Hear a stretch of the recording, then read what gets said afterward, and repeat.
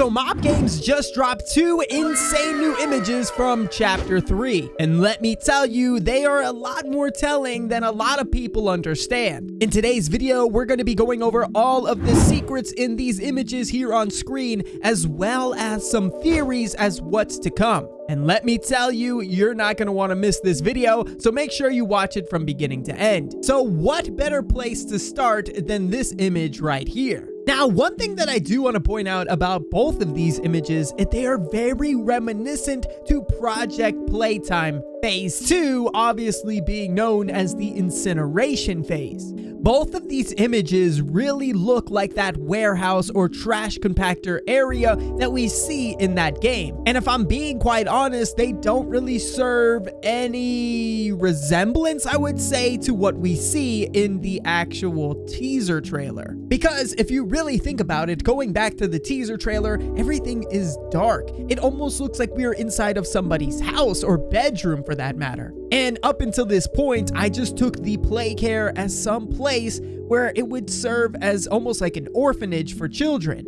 But looking at these images here, it looks like this place is going to be either a lot more expansive than I originally thought, or there's a secret area where things are going to be destroyed and incinerated. Now, going back to this image here on screen, you'll notice a few things. For one, when brightening up the image, you'll notice that there are almost what looks to be fists on the wall. And these fists look to be in the color of the grab pack hands. And the only one that is actually missing is the green one up until this point. But what is interesting about these so-called grab pack hands on the wall is that they are crumbling something or look like they are closed, which actually does serve some resemblance to what we see in the second image, but more on that later. Continuing on in the image, you'll notice that there are 3 little windows in the back. Now, I believe that these are not just ordinary windows, but actually a trash compactor chute. Which, for those of you who don't know or have ever seen one, basically what you would do in this case is throw trash into it and it would go down into a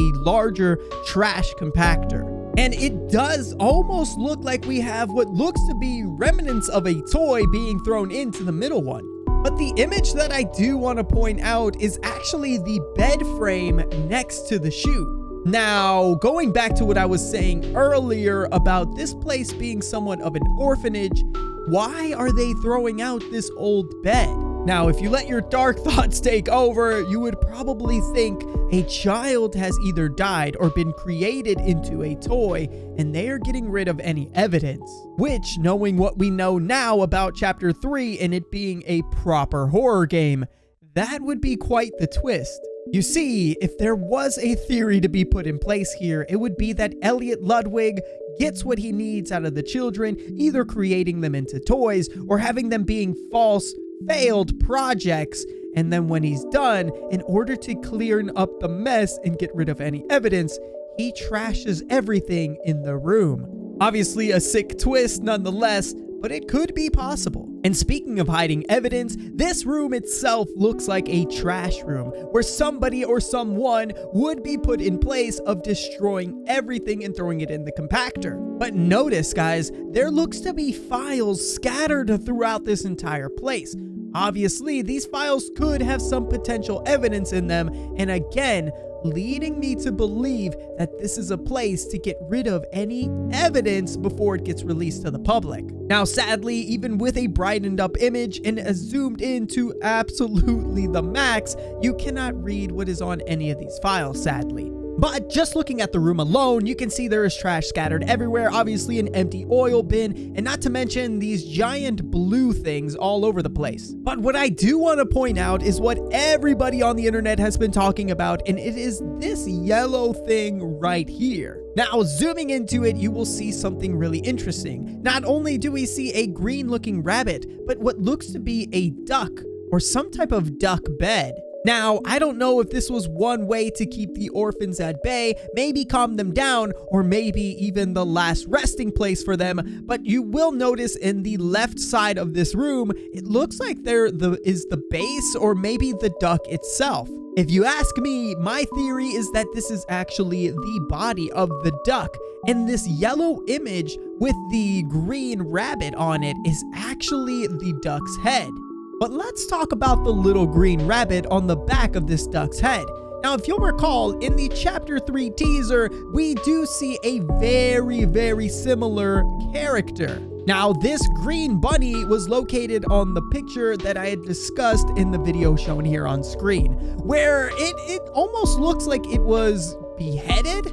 I mean, I can go on and on about that theory, but let's get back to this duck bed, because there is one thing that I do want to point out, which is almost really disturbing. Looking back at this duck bed, I mean, look guys, there is obviously some instructions written here on the back of its head. I don't know about you, but I don't think a normal person needs instructions on how to lay down in something, which makes me think that this contraption was more used for some type of scientific project. If you ask me, the instructions on this are how to properly place the child inside of this contraption in order to extract something or someone. And given the happy little green rabbit pointing towards the bed, it looks like it's trying to get the children to be excited about laying in this thing. And trust me guys, this thing was not meant for just sleeping, because obviously there are beds all around this place. So it makes me believe that this duck contraption was used to extract, like I said, something more sinister. If you ask me, my theory is that this was used to extract out the mind of the child and put it inside of the toys. But hey, we'll figure that out when the next chapter does initially release in winter. But let's go ahead and move on to the second image. Now, initially looking at this image, for some reason, I thought it was some sort of alleyway. But when brightening up the image, it once again looks like the factory from Project Playtime Phase 2. And to be quite honest, I'm getting some Ruin vibes from this. With the look of a almost behind the scenes way of showing the factory, this looks really creepy. So the first thing that I want to point out is the obvious elephant in the room, and it is this giant piston-like thing in the middle of the screen. Now, if you ask me, I've watched too many piston videos on YouTube to know that this isn't something that is going to smash. But what exactly would they need to be smashing inside of a toy factory? Well, I have a few ideas, and one of them being any failed toys that they obviously don't think would fit their agenda. I mean, it's kind of a sick and twisted way of looking at it, but now that we know based off the images shown here, there are multiple Huggy Wuggies, that means that there are possible other toys as well. Now, I believe that not all toys were created once again to serve the agenda of Elliot Ludwig, and those that didn't fit the criteria, well, they met the demise of this crusher.